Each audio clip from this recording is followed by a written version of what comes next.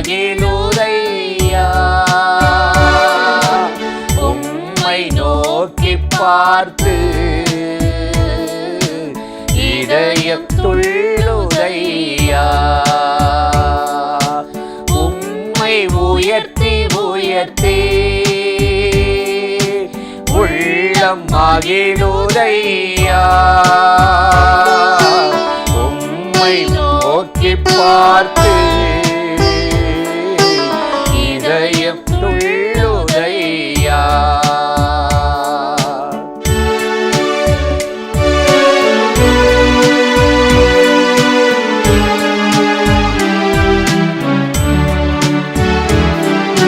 கரம் பிடித்து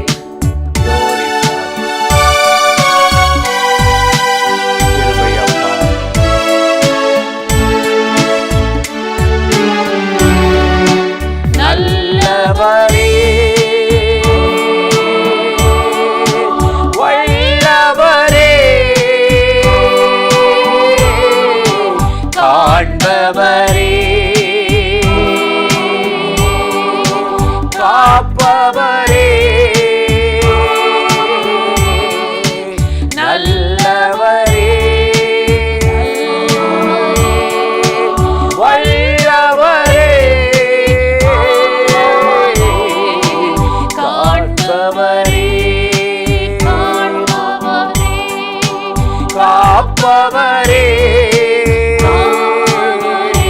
நன்றி நன்றி. அல்லேலூயா நன்றி நன்றி. அல்லேலூயா உயர்த்தி உயர்த்தி உள்ளம் மகிழுதையா. உம்மை நோக்கி பார்த்து இதயம் துள்ளுதையா. உம்மை உயர்த்தி உயர்த்தி உள்ளம் மகிழுதையா.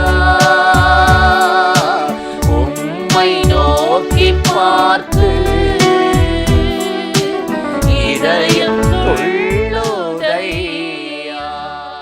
பிரியமானவர்களே, ஆண்டவராகிய இயேசுவின் நாமத்தினாலே இந்த காலை நேரத்தில் இயேசுவை தினம் பார்ப்போம் என்ற இந்த நிகழ்ச்சியின் மூலமாக உங்களை சந்திப்பதில் மிகுந்த மகிழ்ச்சி அடைகிறேன்.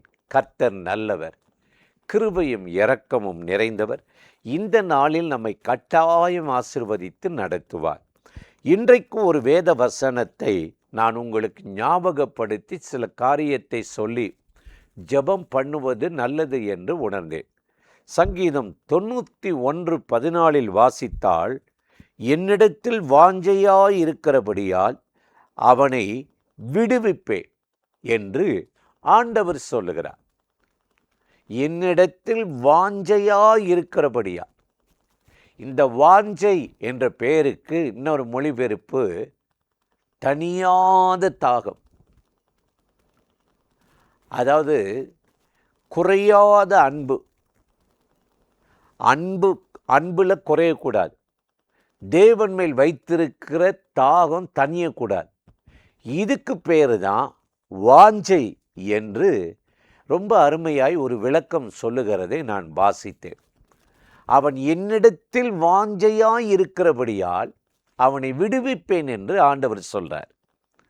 இன்னைக்கு நம்ம ஆண்டவர் அவரிடத்தில் நம்ம வாஞ்சையாய் முழுமனதோடு யாரோ சொன்னாங்க அப்படின்றதுக்கல்ல, நம்ம அவரை நேசித்து பின்பற்றுகிறோமா என்று பார்ப்பதற்குத்தான் நம்மை அன்போடு கூட அழைக்கிறார். இன்னைக்கு நம்ம அவர் மேலே வாஞ்சையாக இருக்கணும். வேதத்தை வாசித்து பார்த்தீங்கன்னா, பழைய ஏற்பாட்டில் யோசேப்புன்னு ஒரு மனுஷன் இருந்தார். கர்த்தர் மேல் அளவிட முடியாத அன்பு, நீதியாய் வாழ்ந்தாராம். கர்த்தரை பிரியப்படுத்த அவர் அன்பு செய்தவர். அவருக்கு பிரியமில்லாததெல்லாம் விட்டு விலகினார். பரிசுத்தமாய் வாழ்ந்தார். அப்போ அவருக்கு எவ்வளவோ உபத்திரம், பாடுகள், வேதனை வந்துச்சு. அந்த வேதனை பாடுகளில் ஆண்டவர் என்ன தெரியுமா செய்தாராம்? ஆதியாகமம் 39:2 நாம் வாசித்தால், கர்த்தர் யோசேப்போடு கூட இருந்தார். அவனை அந்த சிறைச்சாலையில் சிறை காவலனுடைய கண்களை தயவு கிடைக்க வச்சு அவனை தப்புவித்து விடுவித்தாராம். ஒரு உயர்ந்த அடைக்கலத்தில் வைத்து அவன் அந்த தேசத்தின் அதிபதியாக மாற்றினாராம். ஏனென்றால் என்ன பாடு உபத்திரம் வந்தாலும் யோசேப்புக்கு தேவன் மேல் வைத்த அன்பு குறையலை, தாகம் தனியலை. அதுதான் வாஞ்சை. இப்படி வாஞ்சையுள்ள ஒரு மனிதனை தான் கர்த்தர் இன்றைக்கு உயர்த்த முடியும், ஆசீர்வதிக்க முடியும் என்று வேதம் சொல்லுகிறது. இதனுடைய பலன் என்ன தெரியுமா? சங்கீதம் 91:15 பார்க்கிறோம். அந்த யோசேப்பை ஆபத்தில் நானே அவனோடு இருந்து அவனை தப்புவித்து கனப்படுத்தினேன் என்று சொன்னவர் ஆபத்தில் அவரோடு இருந்து தப்புவித்து கனப்படுத்தினாரா? இன்றைக்கு இந்த நிகழ்ச்சியில் இணைந்து இந்த வார்த்தைகளை கேட்கிற எனக்கு அருமையான சகோதர சகோதரிகளே, இன்றைக்கு நம்முடைய வாஞ்சை யாராக இருக்கணும்? கர்த்தராக இருக்கணும். அவருடைய கிருபை இரக்கமாக இருக்கணும். 2 சாமுவேல் 23:5 சாமுவேல் தீர்க்கதரிசி ஆகமத்தில் தாவீது சொல்லுகிறார், அவரே என் ரட்சிப்பும் வாஞ்சையுமானவர். அவர் தாங்க நமக்கு ரட்சிப்பு. அவர் தான் நம்முடைய எதிர்பார்ப்பு, விருப்பம். அவர் தான் நம்முடைய வாஞ்சை. அவர் மேலே நம்ம தனியாத ஒரு தாகம் வைத்தால் கர்த்தர் உங்களை ஆசீர்வதிப்பார். வேண்டிக் கொள்வதற்கும் நினைப்பதற்கும் அதிகமாக ஆசீர்வதிப்பார். வேதத்தை வாசித்து பார்த்தீங்கன்னா, பேதுருல ஒரு வசனம் இருக்குது. 1 பேதுரு 2:3 மேலே திருவசனத்தின் மேல் வாஞ்சையாயிருந்து நாம் கர்த்தருடைய வசனமாகிய திருவசனத்தின் மேல் வாஞ்சையாக இருக்கணுமா? நீ நிறைய ஆலயங்களுக்கு போகிறோம், பிரசங்கம் கேட்குறோம், பாடுறோம், ஜெபிக்கிறோம். யார் பிரசங்கம் பண்ணா என்ன? சில பேர் சொல்லுவாங்க, இவர் எனக்கு பிடிக்காது, இவர் என்ன பழைய ஆள் தானே, பழைய ஆளோ புதிய ஆளோ. வேதத்தின் வசனத்தை அவர் போதிக்கிறார். கர்த்தருடைய வேத வசனத்தை யார் போதித்தாலும் அந்த வார்த்தை ஜீவன் உள்ளது, வல்லமை உள்ளது. அந்த வார்த்தையின் மேலே நீங்கள் வாஞ்சியாக இருக்கணும். நீங்கள் படிக்கணும், நீங்கள் அதில் முன்னேறணும், வளரணும். திருவசனமாகிய ஞானப்பாலின் மேல் வாஞ்சையாக இருங்கள் என்று வேதம் சொல்லுது. கர்த்தர் மேலே வாஞ்சியாக இருக்கிறேன், அன்பாக இருக்கிறேன்னா எப்படி தெரியும் தெரியுமா? நீங்கள் சும்மா இருக்கிற நேரம்லாம் அந்த வேதத்தை எடுத்து புரட்டி வாசிப்பீங்க. ஏதாவது ஒரு வசனம் ஞாபகத்துக்கு வந்துச்சுன்னா உடனே அதை புரட்டி பார்த்து, இந்த வசனம் ஏன் சொல்கிறார் ஆண்டவரே, இதனால் எனக்கு என்ன நன்மை என்பதையெல்லாம் நீங்கள் பார்ப்பீங்க. இதைத்தான் ஆதி திருச்சபையில் புதிய ஏற்பாட்டை பார்க்குறோம். பவுல் பிரசங்கிக்கும் போது அந்த பட்டணத்தார் அப்போஸ்தலர் 17:11 சொல்லுகிறது, மனோவாஞ்சையாய் தாகத்தோடு கர்த்தருடைய வார்த்தையை கேட்டாங்களாம். பாருங்க, வார்த்தையின் மேலே எவ்வளவு வாஞ்சை. கொர்நேலியு வீட்டில் அந்த வார்த்தையை கேட்கும்போதே பரிசுத்த ஆவி இறங்கிட்டார். அதுக்குன்னு அவங்க ஜெபம்லாம் பண்ணலை. எனக்கு அருமையானவர்களே, இந்த வாஞ்சை நம்மக்கிட்ட இருந்தால் தான் கடைசி வரையும் முடிவு பரியந்தம் அவரே என் ரட்சிப்பும் ஞானமும் என்று சொன்ன வார்த்தையின்படி ஆண்டவர் உங்களை வளர்ந்தோங்க செய்வார். திருவசனமாகிய பாலையில் நீங்கள் பருகும்போது படிக்கும்போது அதில் வளர்ந்தோங்க செய்வார். அதற்குத்தான் நாம் ஒவ்வொரு நாளும் இந்த காலை நேரத்தில் கூடி பாடி ஆண்டவருடைய வார்த்தையை கேட்டு துதிக்கிறோம்.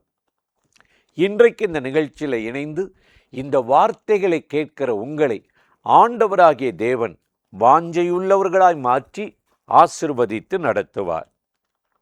அந்த தேவாதி தேவனை நோக்கி நாம் இப்பொழுது ஜெபிக்கலாமா? அன்பும் இரக்கமும் கிருபையும் நிறைந்த நல்ல ஆண்டவரே, இந்த ஆசீர்வதிக்கப்பட்ட நாளுக்காக, நேரத்துக்காக, கிருபை இரக்கங்களுக்காக உமக்கு நன்றி செலுத்துகிறோம். இப்பொழுது யாரெல்லாம் இந்த வார்த்தைகளை கேட்டு மனவாஞ்சையோடு நேசிக்கிறார்களோ, பின்பற்றுகிறார்களோ, அத்தனை பேரை இந்த நாளில் ஆசீர்வதித்து அவர்களை ஆவிக்குள்ளாக்கி கர்த்தருடைய பிரசன்னத்தினால் நிரப்பி நடத்தும். ஆண்டவரை, தடுக்கிற எல்லா வல்லமையும், தாமதிக்கிற ஒவ்வொரு காரியத்திலும் உம்முடைய பிள்ளைகளுக்கு திறந்த வாசலை வைத்து ஆசீர்வதிக்கும்படி கெஞ்சுகிறோம். இயேசுவின் நாமத்தில் ஜெபிக்கிறோம் நல்ல பிதாவே, ஆமேன், ஆமேன். ஆண்டவர் இந்த ஜெபத்தை கேட்டிருக்கிறார். கட்டாய் நம்மை ஆசீர்வதித்து நடத்துவார். ஆமேன்.